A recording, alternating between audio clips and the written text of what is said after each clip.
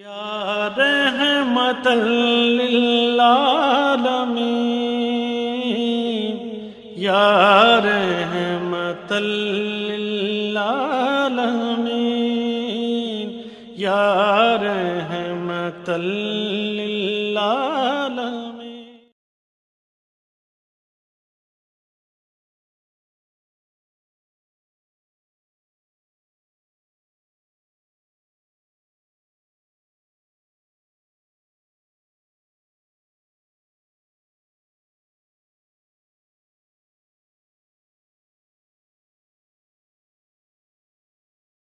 اللهم صل على محمد وعلى آل محمد كما صليت على إبراهيم وعلى آل إبراهيم إنك حميد مجيد. اللهم بارك على محمد وعلى آل محمد كما باركت على إبراهيم وعلى آل إبراهيم إنك حميد مجيد. اعوذ باللہ من الشیطان الرجیم. بسم اللہ الرحمن الرحیم. رب اشرح لی صدری ویسر لی امری واحلل عقدۃ من لسانی یفقہوا قولی. السلام علیکم ورحمۃ اللہ وبرکاتہ. سیرت انسائکلوپیڈیا حضرت محمد صلی اللہ علیہ وآلہ وسلم اللؤلؤ مکنون جلد دوم، جسے شائع دارالاسلام ریسرچ سینٹر نے کیا ہے اور یہ 11 جلدوں پر مشتمل ہے. اس کے ساتھ ساتھ سیرت النبی صلی اللہ علیہ وآلہ وسلم، جسے محترم دکتور علی محمد سولابی صاحب نے لکھا ہے. ہادی عالم صلی اللہ علیہ وآلہ وسلم کی سیرت سے ماخوذ عصر حاضر کے تقاضوں سے ہم آہنگ دروس و عبر اور فوائد و ثمرات لیے آپ کے سامنے اس سلسلے کی آج میں پیش کرنے کی سعادت حاصل کروں گی، جو اس موضوع پر جائزہ لے گا کہ قیسی اور کنانی قبائل کے مابین حروب فجار کا جائزہ، قبیلہ قیس اعلان کے سردار عروہ بن عتبہ کے قتل پر چھیڑنے والی چوتھی جنگ فجار، اس کے اسباب و انجام، اور اس میں قریش اور نبی صلی اللہ علیہ وآلہ وسلم کا شرکت کا تذکرہ ہوگا.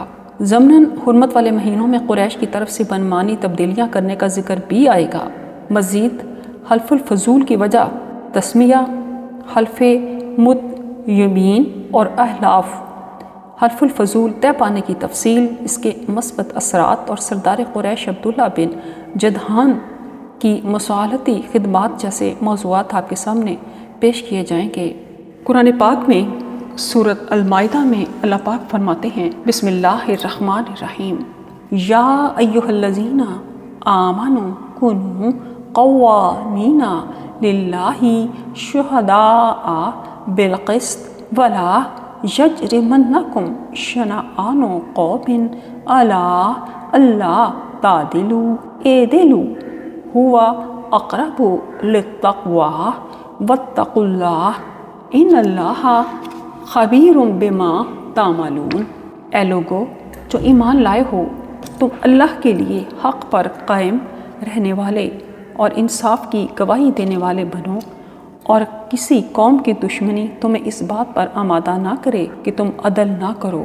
عدل کرو، یہی بات تقوی کے زیادہ قریب ہے، اور اللہ سے ڈرو، بے شک تم جو عمل کرتے ہو اللہ اس سے خوب آگاہ ہے. الحمدللہ نحمدہ ونستعینہ ونستغفرہ ونعوذ باللہ من شرور انفسنا ومن سیئات اعمالنا، من یہدہ اللہ فلا مضل لہ ومن یضلل فلا ہادی لہ، واشہد ان لا الہ الا اللہ وحدہ لا شریک لہ واشہد ان محمد عبدہ ورسولہ. جنگ فجار اور اس کا انجام. انسانی فطرت میں جہاں الفت و محبت کے جذبات رکھے گئے ہیں، وہیں غیرت، غصے اور انتقام کا عنصر بھی سمو دیا گیا ہے. اس کا مقصد یہ ہے کہ انسان بے حسی اور بزدلی کی زندگی بسر نہ کرے، اعلیٰ اقتدار کی حفاظت کرے. اگر ظالم ظلم اور فساد برپا کرے، غریبوں اور ناتوانوں کو ستائے، ان کے جان و مال اور آبرو پر ڈاکہ ڈالے، تو اس سے ڈٹ کر لڑائی لڑی جائے تاکہ اللہ کی زمین پر حق اور انصاف کا بول بالا ہو. عرب بہادر بھی تھے اور لڑاکے بھی. ان میں غیرت کا مادہ بھی تھا، مگر انسان کی گمراہیوں کی داستان عجیب ہے۔ عربوں نے اپنی دلیری اور جنگجوئی کی خوبیاں بھی جہالت کے الاؤ میں جھونک دیں۔ یہ بات تو ہم جانتے ہیں کہ عربوں کا معاشرہ خانہ بدوشوں کا قبائلی معاشرہ تھا۔ وہ تپتے ہوئے صحراؤں کی وسطوں میں چلتے پھرتے تھے، جہاں کہیں پانی کا ذخیرہ اور اونتا چراگاہ دیکھ لیتے وہیں ڈیرے ڈال دیتے تھے۔ پھر کوئی دوسرا طاقتور قبیلہ مٹر گشت کرتا ہوا آتا تو پہلے سے قابض لوگوں سے پانی اور چراگاہ چھیننے کے لیے ان پر حملہ کر دیتا، انہیں لوٹ لیتا، مار بھگاتا، ان کی عورتوں اور بچوں کو لونڈی غلام بنا لیتا۔ عرب اسی سرکشی اور لا قانونیت کی فضا میں رہتے تھے۔ وہ قافلے لوٹ لیتے تھے، کوئی غریب تاجر آ جاتا تو اس کا سامان اڑن چھو کر دیتے تھے، تجارتی شاہراہوں پر قبضہ کر لیتے تھے، جھوٹی انا اور غرور سے سرشار رہتے تھے۔ لڑنا بھڑنا اور ظلم اٹھانا ہی ان کا مزاج بن گیا تھا۔ ان کے ہاتھوں کسی بھلے مانس کی عزت محفوظ نہیں تھی، وہ معمولی باتوں پر تلواریں نکال لیتے تھے۔ اس معاشرے میں کچھ اچھے اور حساس لوگ بھی تھے، وہ اس ظلمت ظالم میں جگنوں کی طرح چمکتے تھے۔ یہ لوگ ظالمانہ لڑائیوں اور غریبوں اور بے گناہوں کی خون ریزی پر کرتے رہتے تھے۔ یہ چاہتے تھے کہ ظلم اور فساد کا دروازہ بند ہو جائے اور کوئی ستم گر کسی شریف آدمی کو نہ ستائے۔ اس شریفانہ مقصد کے لیے یہ لوگ سر جوڑ کر بیٹھے۔ یہ جنگ فجار اور اس کا انجام ایسے ہی مہذب افراد کی ایمان افروز رودات ہے۔ ہم پہلے یہ جان لیتے ہیں کہ فجار کا مطلب کیا ہے۔ حرمت والے مہینے اور فجار کا مادہ فے جیم رے فجر یفجرو ہے۔ اس سے مراد کسی شخص کا راہ حق و صداقت سے ہٹ جانا۔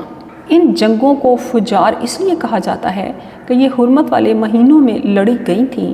قریش نے خود ان جنگوں کا نام فجار رکھا۔ اس کی ایک توجہ یہ ہے کہ دونوں پارٹیوں نے ایک دوسرے کے حرمت والے امور کو حلال سمجھ لیا تھا۔ حرمت والے مہینوں کا احترام شریعت ابراہیمی کا ایک حکم تھا۔ یہ حکم قرآن کریم میں ان الفاظ مبارک میں دیا گیا ہے، بسم اللہ الرحمن الرحیم، اِنَّ عِدَّةَ الشُّهُورِ عِندَ اللَّهِ اثْنَا عَشَرَ شَهْرًا فِي كِتَابِ اللَّهِ يَوْمَ خَلَقَ السَّمَاوَاتِ وَالْأَرْضَ مِنْهَا أَرْبَعَةٌ حُرُمٌ ذَلِكَ الدِّینُ الْقَیِّمُ۔ بے شک مہینوں کی گنتی اللہ کے نزدیک اللہ کی کتاب میں 12 ہے، جس دن سے اس نے آسمانوں اور زمین کو پیدا کیا، ان میں سے 4 حرمت والے ہیں، یہی سیدھا دین ہے۔ حرمت والے 3 مہینے ذوالقعدہ، ذوالحجہ اور محرم ایک دوسرے سے متصل ہیں، اور چوتھا رجب ہے جو الگ ہے۔ سیدنا ابو بکر رضی اللہ تعالیٰ عنہ سے روایت ہے کہ نبی کریم صلی اللہ علیہ وآلہ وسلم نے فرمایا، ان الزمان قد استدار كهيئته يوم خلق الله السماوات والأرض السنة 12 شهرا منها 4 حرم 3 متواليات ذو القعدة وذو الحجة والمحرم والرجب مضر الذي بين جمادى وشعبان۔ خبردار، زمانہ اپنی حیت پر آ گیا ہے جس پر وہ اس دن تھا جب اللہ تعالیٰ نے آسمانوں اور زمین کو پیدا فرمایا۔ سال 12 مہینے کا ہوتا ہے، ان میں سے 4 حرمت والے مہینے ہیں، 3 تو مسلسل ہیں، ذوالقعدہ، ذوالحج اور محرم، اور چوتھا رجب مضر ہے جو جمادی اور شعبان کے درمیان ہے۔ عرب کے لوگ ان مہینوں کا احترام کرتے تھے، لیکن اپنی مطلب برابری کے لیے ان میں تبدیلیاں بھی کر دیتے تھے۔ مشہور تابعی مجاہد رحمۃ اللہ بیان فرماتے ہیں کہ ہر سال موسم حج میں بنو کنانہ کا ایک شخص اپنے گدھے پر سوار ہو کر آتا تھا اور یہ اعلان کرتا تھا، لوگوں، مجھ پر کوئی عیب لگایا جا سکتا ہے، نہ مجھے مجرم قرار دیا جا سکتا ہے اور نہ میری بات ٹالی جا سکتی ہے۔ ہم نے محرم کو حرمت والا مہینہ قرار دے دیا ہے اور سفر کو مؤخر کر دیا ہے۔ پھر اگلے سال بھی آ کر وہ یہی کلمات دہراتا اور کہتا کہ اس سال ہم نے سفر کو حرمت والا مہینہ قرار دے دیا ہے اور محرم کو مؤخر کر دیا ہے۔ یہ لوگ 3 حرمت والے مہینوں میں سے تیسرے مہینے محرم کو کبھی حرمت والا مہینہ قرار دیتے تھے اور کبھی اس کی بجائے سفر کو حرمت والا مہینہ ٹھہراتے تھے۔ اللہ تعالیٰ نے ان کے اس طرز عمل کو مسترد کر دیا اور فرمایا بسم اللہ الرحمن الرحیم انما النسیء زیادۃ فی الکفر یضل بہ الذین کفروا یحلونہ عاما ویحرمونہ عاما لیواطئوا عدۃ ما حرم اللہ فیحلوا ما حرم اللہ زین لہم سوء اعمالہم واللہ لا یہدی القوم الکافرین۔ بلا شبہ کسی مہینے کو آگے پیچھے کر دینا کفر میں زیادتی ہے۔ اس کی وجہ سے کافر گمراہ کیے جاتے ہیں۔ وہ ایک سال اسے حلال کر لیتے ہیں اور دوسرے سال اسے حرام ٹھہراتے ہیں تاکہ ان مہینوں کی تعداد پوری کریں جو اللہ نے حرام ٹھہرائے ہیں، پھر وہ حلال ٹھہرا لیں جسے اللہ نے حرام ٹھہرایا ہے۔ ان کے برے اعمال ان کے لیے مزین کر دیے گئے ہیں اور اللہ کافر کو ہدایت نہیں دیتا۔ نبی کریم صلی اللہ علیہ وآلہ وسلم کی آخری جنگ فجار میں شرکت۔ فجار نامی جنگیں قیس، اعلان، قریش اور بنو کنانہ کے درمیان، اصفان اور تنعیم کے درمیان مکہ کے شمال اور مشرق میں لڑی گئیں۔ مسعودی کہتے ہیں کہ فجار نامی لڑائیوں کی تعداد 4 ہے۔ فجار بدر بن معشر، فجار القرد بندر کو مارنے کے سبب، فجار المراعہ ایک عورت کو سر بازار رسوا کرنے کے سبب، اور فجار البراز۔ ان میں سے آخری لڑائی فجار البراز زیادہ مشہور ہے جس میں نبی صلی اللہ علیہ وآلہ وسلم بھی شریک ہوئے۔ ابن اسیر نے اسے دوسری حرب فجار کہا ہے۔ رسول اللہ صلی اللہ علیہ وآلہ وسلم نے اس حرب فجار کا ذکر کرتے ہوئے فرمایا کہ میں اس جنگ میں اپنے چچاؤں کے ساتھ شریک تھا، میں انہیں تیر اٹھا اٹھا کر پکڑاتا تھا۔ ایک روایت میں آپ صلی اللہ علیہ وآلہ وسلم کے تیر چلانے کا بھی ذکر آیا ہے۔ حکیم بن حزام رضی اللہ تعالیٰ عنہ بیان کرتے ہیں میں نے رسول اللہ صلی اللہ علیہ وآلہ وسلم کو حرب فجار کے موقع پر دیکھا تھا، آپ وہاں موجود تھے۔ امام سہیلی رحمۃ اللہ علیہ کہتے ہیں کہ نبی کریم صلی اللہ علیہ وآلہ وسلم نے اس لڑائی میں کوئی حصہ نہیں لیا بلکہ خود کو صرف تیر پکڑانے تک محدود رکھا، کیونکہ اس میں حصہ لینے والے دونوں فریق کافر تھے اور اللہ تعالیٰ نے مومنوں کو صرف اعلاء کلمۃ اللہ ہی کے لیے لڑنے کی اجازت دی ہے۔ امام سہیلی رحمۃ اللہ کی یہ بات محل نظر ہے کیونکہ تیر پکڑانا بھی تو جنگ میں شرکت ہی ہے۔ عرب شاعروں کے اشعار میں حرب فجار کا ذکر کثرت سے ملتا ہے۔ حرب فجار کے وقت نبی کریم صلی اللہ علیہ وآلہ وسلم کی عمر مبارک۔ ابن حشام فرماتے ہیں کہ حرب فجار کے وقت نبی کریم صلی اللہ علیہ وآلہ وسلم کی عمر 14 یا 15 سال تھی۔ ابن اسحاق کے مطابق اس وقت آپ کی عمر 20 برس تھی۔ ابن اسیر رحمۃ اللہ علیہ کہتے ہیں کہ حرب فجار اصحاب فیل کے واقعے کے 20 سال بعد اور عبد المطلب کی وفات کے 12 سال بعد لڑی گئی۔ اس کی بات سے بھی ابن اسحاق کی تائید ہوتی ہے۔ اہل عرب عرصہ دراز سے اس طرح کی بے مقصد لڑائیوں میں الجھے ہوئے تھے۔ معمولی باتوں پر لڑائی شروع ہوتی اور سال ہر سال جاری رہتی، یوں وہ باہمی جدال و قتال کی آگ میں جلتے رہتے۔ اللہ تعالیٰ نے ان پر احسان فرمایا اور نبی کریم صلی اللہ علیہ وآلہ وسلم کی ذات بابرکات کے ذریعے انہیں پیکر اخوت و محبت بنا دیا۔ بسم اللہ الرحمن الرحیم وَأَلَّفَ بَيْنَ قُلُوبِهِمْ لَوْ أَنفَقْتَ مَا فِي الْأَرْضِ جَمِيعًا مَا أَلَّفْتَ بَيْنَ قُلُوبِهِمْ وَلَكِنَّ اللَّهَ أَلَّفَ بَيْنَهُمْ إِنَّهُ عَزِيزٌ حَكِيمٌ۔ اور اس نے ان مومنوں کے دلوں میں الفت ڈال دی، اگر آپ دنیا بھر کے سب خزانے خرچ کر دیتے تب بھی ان کے دلوں میں الفت نہ ڈال سکتے تھے، لیکن اللہ نے ان کے دلوں میں الفت ڈال دی، بے شک وہ سب پر غالب اور کمال حکمت والا ہے۔ خاندانی دشمنیاں اور قبائلی عصبتیں اہل عرب کے لیے ناسور بن چکی تھیں، وہ نہ چاہتے ہوئے بھی اس آگ میں جلنے پر مجبور تھے۔ یہ لڑائیاں انہیں مکمل تباہی کی طرف لے جا رہی تھیں، جیسا کہ اس آیت میں اللہ تعالیٰ نے ارشاد فرمایا ہے، بسم اللہ الرحمن الرحیم وَاذْكُرُوا نِعْمَتَ اللَّهِ عَلَيْكُمْ إِذْ كُنْتُمْ أَعْدَاءً فَأَلَّفَ بَيْنَ قُلُوبِكُمْ فَأَصْبَحْتُمْ بِنِعْمَتِهِ إِخْوَانًا وَكُنْتُمْ عَلَى شَفَا حُفْرَةٍ مِّنَ النَّارِ فَأَنْقَذَكُم مِّنْهَا كَذَلِكَ يُبَيِّنُ اللَّهُ لَكُمْ آيَاتِهِ لَعَلَّكُمْ تَهْتَدُونَ۔ اور تم اپنے آپ پر اللہ کی نعمت احسان کو یاد کرو جب تم ایک دوسرے کے دشمن تھے، پھر اس نے تمہارے دلوں میں الفت ڈال دی اور تم اس کے احسان سے بھائی بھائی بن گئے اور تم آگ کے گڑھے کے کنارے پر تھے، پھر اس نے تمہیں اس میں گرنے سے بچا لیا۔ اللہ تعالیٰ اسی طرح تمہارے لیے اپنی آیتیں بیان کرتا ہے، شاید کہ تم ہدایت پاؤ۔ آخری حرب فجار کا کچھ پس منظر۔ ہیرا کے حکمران نعمان بن منذر کا ایک قافلہ ہر سال مشک اور دیگر سامان لے کر عکاظ کے بازار میں آتا تھا اور ادھر سے چمڑا، رسے اور یمن کے بنے ہوئے ریشمی کپڑوں کے تھان خرید کر ہیرا لے جاتا تھا۔ ہیرا کا قافلہ عکاظ جاتے ہوئے بہت سے صحرا نشین قبائل کی بستیوں سے گزرتا تھا۔ یہ لوگ قافلوں کو لوٹ لیا کرتے تھے، اس لیے نعمان بن منذر ہر سال اپنا تجارتی قافلہ عرب کے کسی نہ کسی رئیس کی پناہ میں بھیجتا تھا۔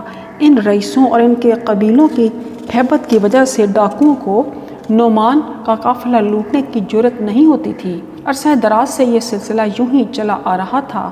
اس مقصد کے لیے نعمان کو ایک بار پھر کسی ایسے فرد کی ضرورت درپیش تھی جو اس کا قافلہ بحفاظت عکاظ لے جائے اور واپسی پر بھی ہیرا تک صحیح سلامت پہنچنے میں اس کی مدد کرے۔ عروہ بن عتبہ کا قتل۔ اس موقع پر سامان لانے اور لے جانے کے دوران عروہ بن عتبہ کا قتل ہو گیا جو ان کا قافلہ لے کے جا رہا تھا۔ اس کے بعد براز بن قیس کنانی کی چال بازی سے یہ معاملہ اور بگڑ گیا۔ مساور بن مالک عطفانی اور اسد بن جوئن غنوی براز کی تلاش میں نکلے۔ وہ اس کا تعاقب کرتے ہوئے خیبر پہنچ گئے، جہاں سب سے پہلے جس شخص سے اس کی ملاقات ہوئی وہ خود براز تھا۔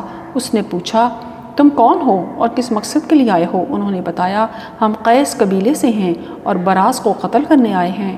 براز کہنے لگا، بہت اچھا، اپنی سواریوں سے اترو اور انہیں جہاں باندھ دو، میں تمہیں اس کے پاس لے چلتا ہوں۔ پھر اس نے پوچھا، تم میں سے زیادہ بہادر اور ماہر شمشیر زن کون ہے؟ غطفانی کہنے لگا، میں ہوں۔ براز نے کہا، اچھا، میرے ساتھ آؤ۔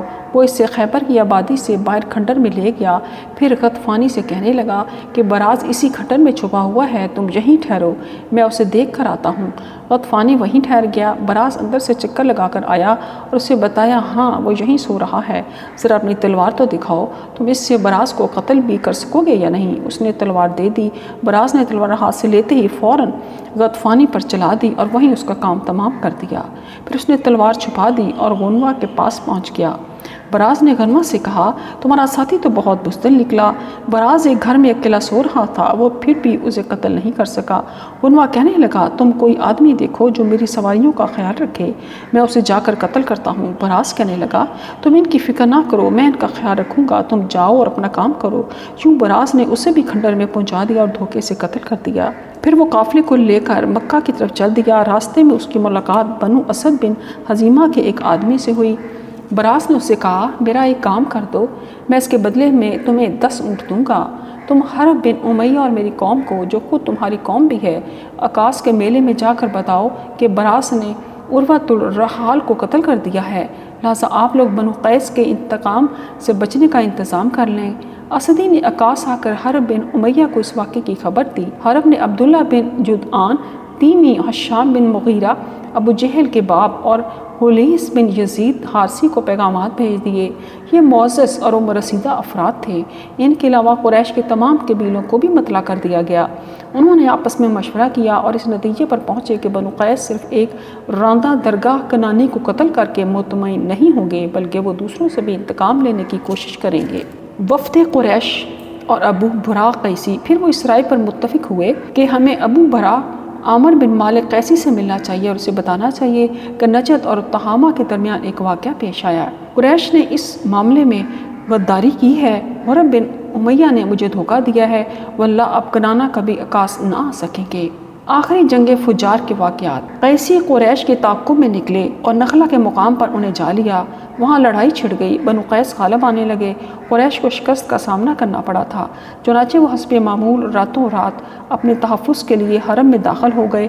اس موقع پر محمد صلی اللہ علیہ وآلہ وسلم بھی ان کے ساتھ تھے۔ زہری کہتے ہیں کہ نبی کریم صلی اللہ علیہ وآلہ وسلم ان کے ساتھ نہیں تھے۔ اگر آپ ساتھ ہوتے تو انہیں شکست کا سامنا نہ کرنا پڑتا۔ اس تعویل کی کوئی حقیقت نہیں، کیونکہ وحی اور رسالت کے بعد بھی آپ صلی اللہ علیہ وآلہ وسلم کے صحابہ کو شکست اور شہادت کا سامنا کرنا پڑا، اس لیے یہ بعید نہیں تھا کہ نبی صلی اللہ علیہ وآلہ وسلم ایک جماعت کے ساتھ ہوں اور اسے شکست سے دوچار ہونا پڑے۔ جب قریش حرم میں داخل ہو گئے تو قیس کے لوگ ٹھہر گئے۔ انہوں نے اعلان کیا کہ ہم عروہ کا خون معاف نہیں کریں گے اور آئندہ سال عکاظ میں جنگ ہوگی۔ اس کے بعد وہ لوٹ گئے۔ اس دوران میں فریقین نے جنگ کی بھرپور تیاری شروع کر دی۔ قریشی سردار عبداللہ بن جدعان نے 100 آدمیوں کو مسلح کیا۔ اگلے سال عکاظ میں قیسی اور قریشی برسر پیکار ہوئے۔ قیسیوں کے ساتھ بنو ثقیف بھی تھے، چنانچہ قریش کے ساتھ کنانہ، بنو اسد بن حزیمہ اور احابیش تھے۔ احابیش تجبیش سے بنا ہے جس کے معنی ہے تجمع، جمع کرنے کے ہیں۔ یہ مختلف قبائل کے مجموعے کا نام تھا۔ اس میں بنو حارث بن عبد منات بن کنانہ، ازل، قارہ اور ویش، ان کا تعلق بنو ہون بن حزیمہ سے تھا، اور مستلق بن خزاعہ شامل تھے۔ قریش کے لشکر کا سالار اعلیٰ حرب بن امیہ تھا۔ حرب بن امیہ کے ساتھ ان کے بھائی سفیان، ابو سفیان، عاص اور ابو العاص بھی تھے۔ اس دن حرب، سفیان اور ابو العاص نے اپنے آپ کو ایک دوسرے سے باندھ کر رکھا تھا کہ فتح یا موت، ان دو باتوں کے سوا ہم کوئی اور صورت قبول نہیں کریں گے۔ پہل قیس کا پلڑا بھاری رہا، لیکن قریش نے بھی جان کی بازی لگا دی۔ وہ اتنی پابندی سے لڑے کہ حریف کے پاؤں اکھڑ گئے۔ حرف فجار کا انجام ہم دیکھتے ہیں کہ اس کا انجام کیا ہوا۔ فریقین حوازن، قیسی اور کنانہ قریشی نے اگلے سال پھر عکاظ کے مقام پر جنگ جاری رکھنے کا اعلان کیا۔ سردار قریش حرب بن امیہ عتبہ بن ربیعہ کا سرپرست تھا، جو یتیم ہونے کی وجہ سے ان کے ہاں پرورش پا رہا تھا۔ یہ ابھی چھوٹا تھا، اس لیے حرب نے اسے جنگ میں شرکت سے منع کر دیا۔ عتبہ اس کی اجازت کے بغیر ہی میدان میں جا پہنچا۔ وہ دونوں صفوں کے بیچ میں کھڑا ہو گیا اور بلند آہنگی سے بولا، اے آل مضر، تم آپس میں کیوں لڑتے ہو؟ بنو حوازن نے پوچھا، تم کس چیز کی طرف بلاتے ہو؟ عتبہ نے کہا، صلح کی طرف۔ اس کا طریقہ یہ ہے کہ ہم تمہارے مقتولوں کی دیت ادا کریں اور اپنے مقتولوں کا خون معاف کر دیں۔ بنو حوازن نے پوچھا، ہم تمہاری بات پر کیسے یقین کریں؟ عتبہ نے جواب دیا کہ ہم بطور ضمانت اپنے افراد تمہارے پاس رکھیں گے۔ انہوں نے پھر پوچھا کہ اس کی ذمہ داری کون اٹھاتا ہے؟ عتبہ نے جواب دیا، میں یہ ذمہ داری قبول کرتا ہوں۔ بنو حوازن نے دریافت کیا، تم کون ہو؟ عتبہ نے جواب دیا، میں عتبہ بن ربیعہ بن عبد الشمس ہوں۔ بنو حوازن نے مذکورہ شرائط قبول کر لیں تو بنو کنانہ نے بھی انہیں تسلیم کر لیا اور 40 آدمی بطور یرغمال بھیج دیے۔ ان میں حکیم بن حزام بن خویلد رضی اللہ تعالیٰ عنہ بھی تھے۔ بنو عامر بن سواسا، بنو حوازن نے دیکھا کہ واقعی یرغمال ان کے پاس پہنچ گئے ہیں تو انہوں نے بھی خون بہا معاف کر دیا۔ اس طرح یہ خون ریز جنگ اپنے انجام کو پہنچی اور قریش میں صرف مالداروں ہی کو سردار بنایا جاتا تھا، لیکن عتبہ اور ابو طالب مالدار نہ ہونے کے باوجود سردار مانے گئے۔ صدق اللہ العظیم۔